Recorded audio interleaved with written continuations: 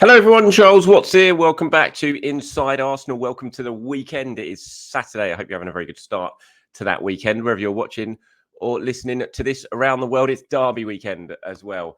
That horrible sense of, nausea, which is always the overwhelming sense for me when it comes to North London Derby. Excitement, tension, all of it mixed up into one. Got all that to look forward to tomorrow, of course. So we're going to talk about that game in today's show. We'll look at what Mikel Arteta had to say. I did do an update from the training ground yesterday after the press conference. We'll run through that again, quickly go over the team news. We'll have a bit of debate in terms of who should start up front. I think that's a really interesting point. If Gabriel Jesus is fit enough to start, and that is a big if, of course, but if he is, if Arsenal think he is, who does get that nod up front? Does he get thrown straight into the starting 11? Is it going to be Leandro Trossard? Is it going to be Raheem Sterling?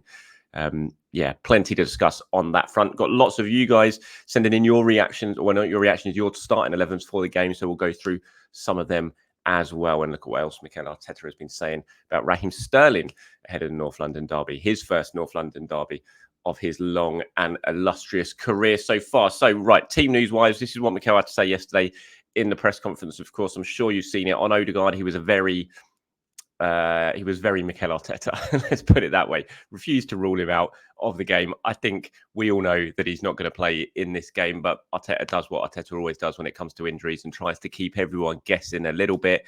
He talked about how they were going to need more tests and everything like that.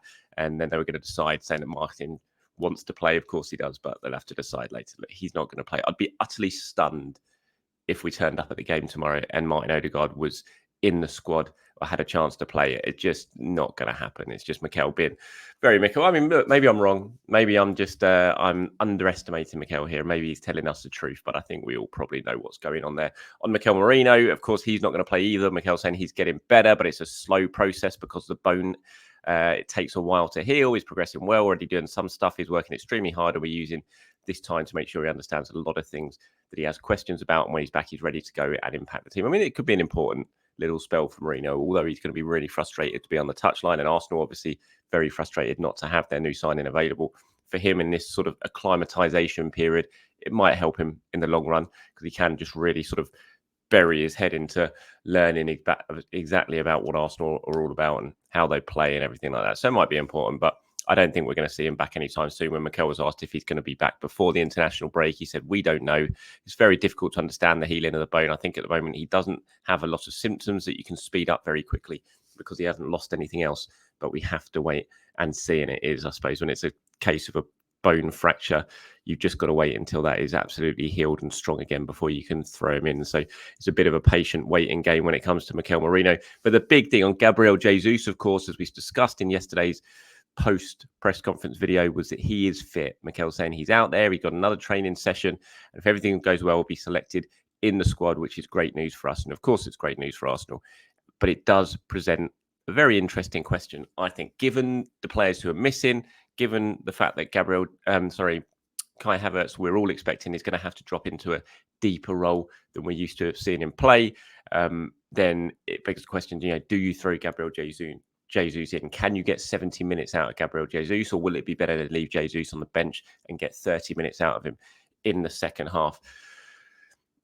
I have to say, if he's absolutely, totally fit and they believe they can get a good 60, 70 minutes out of Jesus, I think I would probably start him in this game, just because I think it would just be really, really handy to actually have a forward playing in that role. And I know I really like Trossard in that false nine role. I actually think it's his best position. I think he plays best there when he plays for Arsenal in that false nine role. So I have no issue if he does go with Trossard. But I just think if Jesus can play there, it just solves a big, big problem. And if you've also got a guy without Odegaard, you've got a guy who can really press very, very well. But that's why I think he has to be 100% fit, because I think there'll be so much pressure on him to lead that press. If he's not 100% fit, I think he will struggle to do that. And I think that might allow Tottenham to play out from the back like they do and get out pretty easily. So it's a really important decision, I think, for Mikel Arteta. Lots of you have been in the comments, and we'll go through your starting 11s very, very soon, talking about it. And it's very interesting to see such a mixed sort of view on who should be playing in this role. Should it be Jesus? Should it be Havertz? Some of you have said Sterling as well. Others have said Trossard. There's just a massive difference of opinion about it. I just think with Jesus, given he is a forward, which is obviously quite a big thing, he does actually play in that role. And again, that he can press so well when he's on it, that I just think I would sway towards him, but he needs to be 100% fit, no doubt about it. Because as I said, we know how Tottenham play. We know how they like to play out from the back and move the ball through the lines and get it into midfield. And if you're allowing them to do that without any sort of pressure on them, they're just going to find it pretty easy, and they're going to progress the ball up the pitch pretty easy.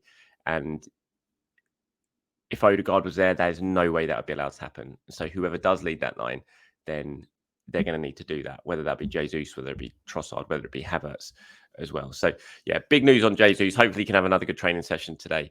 And then Arsenal are going to have a big decision to make when it comes to naming that team selection a little bit later on. Raheem Sterling is another option in that sort of false nine role.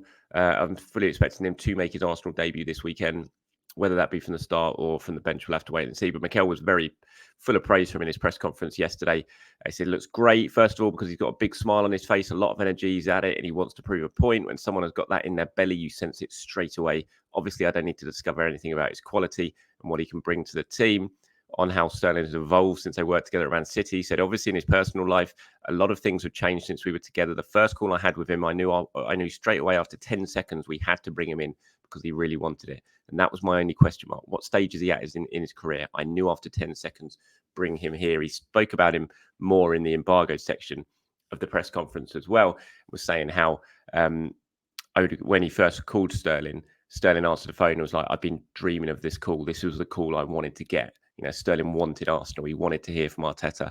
And so he was really happy when that call was made. And that was another reason why Arteta was so keen to get that deal over the line, because he knew Sterling had the hunger to come to Arsenal above everyone else. So, yeah, I mean, it's going to be interesting. I personally think Sterling will start on the bench. A lot of you have been shouting for him to start up front. I think he'll probably start on the bench, but he'll have a big part to play in tomorrow's game, no doubt about it. And I thought this was quite interesting from Arteta in the press conference on, there was lots of questions on the size of the squad because of the injuries. We know a lot of Arsenal fans, I see it in the comments, have been talking about how this injuries is a result of a lack of planning in the transfer window, and they didn't quite do enough. And he says, on the size of the squad, he said, it can be bigger, yes, but we have certain limitations that we know about. We have to do certain things, certain transactions, and certain players have been with us for a long time, and they needed a new challenge in their career. He's talking about, obviously, Emil, players like that. In that regard, we've signed a few players. It's been a bit different to the previous years, but I'm really happy with the quality of the squad. There are certain things we cannot control, and what happened in the last 2 weeks is extremely unlucky. We have to face it, but hopefully during the season, it will be very different. And yeah, I think Arsenal's definitely been unlucky in the last 2 weeks. There's no doubt about it. There is always that argument of, well, you create your own luck. You make sure your squad's big enough to be able to handle any unlucky injuries you have. And there is a point to that, but also when you're losing 3 key players in the same position in the space of about a week, it's hard. I mean, you do any team do that to Manchester City, and their midfield is going to look an awful lot lighter. And as I said in yesterday's show as well, the fact that Arsenal have got all these injuries, and yet they're still going to have a midfield on the pitch on Sunday that probably contains Thomas Partey, Jorginho, and I don't know, a Kai Havertz. It just shows there is still a lot of strength in depth in that squad.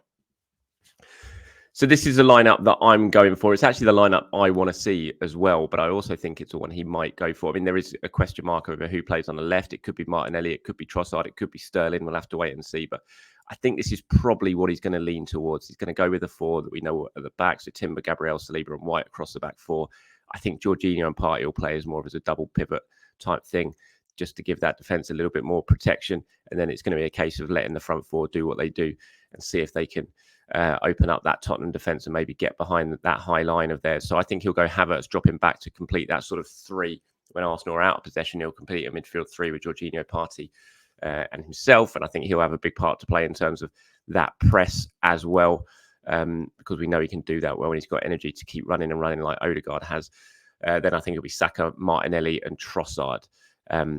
Obviously, as I said, if Jesus is 100% fit, I would lean towards him starting. But I just think after probably not playing that much football, not having many training sessions, I think Trossard will probably just about get the nod up front. So that's the 11 that I'm predicting for Mikel Arteta to go with tomorrow. Raya in goal, White, Saliba, Gabriel, Timber, Partey, Jorginho, Saka, Havertz, Martinelli and Trossard. Now, we're going to roll through a lot of what you guys have been saying and what the 11s that you want to see ahead of the game. So Wags up the top there says Raya, White, Saliba, Gabriel and Timber. Backline easy. Partey, Havertz at the 8. Trossard more centrally. Martinelli, Saka on the wings. Jesus up front. I think we see Sterling, possibly Zinchenko and Jorginho off the bench. Surprised if we see Nwaneri at all. Cheesy Gunner says, now the nerves are kicking in after listening to Ange's presser and his team news. My 11 would be Raya, White, Saliba, Gabriel and Timber. Partey, Jorginho and Trossard, Saka, Havertz and Martinelli, Jesus and Sterling off the bench. And Will says, hi, Charles, I would love to see a midfield of Partey, Havertz, and then right central midfield of Zinchenko. Oh, no, sorry, Havertz right centre mid and there's Zinchenko left centre mid with Timber at left back. Provide a great balance of physicality, technical ability and pace and allows Zinni and Timber to double up on the Spurs right flank, which we know Pedro Porro likes to get forward. Love to hear your thoughts. Yeah, I mean, Porro's definitely going to be a threat down that right-hand side. He always is. He loves to attack. He gets a lot of assists, Pedro Porro, obviously, whether that be set pieces or open play. And he's a player to try and keep quiet, no doubt about that. He's also a player to try and exploit the space in behind as well, which is why I'd be going for Martinelli on the left-hand side of the attack to try and get behind that Pedro Porro's, the space that he vacates when he does move forward. Kaval Record says, hi, Charles, great video. More of these grounds. Oh, you're talking about my show yesterday from the training ground. Thank you very much for that. You said, I wouldn't start with Jesus personally. We have such a difficult run of games. Having him ready for City is priority. Let's give him 30 minutes in North London Derby, perhaps 45 minutes in Bergamo on Thursday and start him in Manchester. So your 11 for tomorrow is Raya, White, Saliba, Gabriel, Timber, Partey, Jorginho and Havertz, Saka, Leo and Martinelli, Jesus and Raheem off the bench to make memories. Deso says, hey, Charles, thanks for sharing the updates twice today, considering it's desperate time going hard luck through injuries. Here is my first 11 for the North London Derby. So you say Raya, White, Saliba, Gabriel and Timber, Partey, Jorginho, Havertz, Saka, Trossard as the forward and Martinelli. Bring on Raheem and Jesus to chase the game if required. Come on, you Gunners. North London is red. And a few more here. One from Babu says, thanks for the update, Charles. I'm positive we'll get a result. My starting 11 will be Raya, White, Saliba, Gabriel and Timber, Partey, Jorginho and Nwaneri in the number 10 role, Saka, Havertz and Sterling in the starting 11. Harley says, Raya, White, Saliba, Gabriel, Timber, Partey, Havertz, Nwaneri. Another shout for Nwaneri.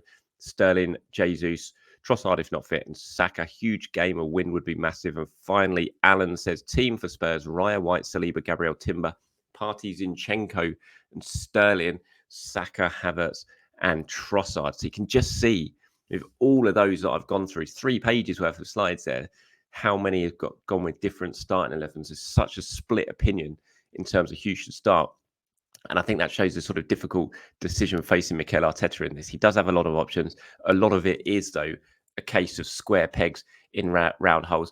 You know, there's lots of discussion about Nwaneri. Of course, we've spoken about that length in the videos that we've done this week and debated that an awful lot. I just personally think it'd be a surprise. I'm sticking with that. I wouldn't be against it, as I've said many a times, but I just think it'd be a surprise if we see him thrown in for his first start in the intensity of the North London Derby, especially in a midfield that's going to be a bit rejigged anyway. If it was a really solid midfield, you know, with Rice there, with Odegaard there, potentially, and you're at home maybe to Southampton or Leicester that you've got coming up, I would be more leaning towards the idea of Ranieri maybe getting a bit of a run.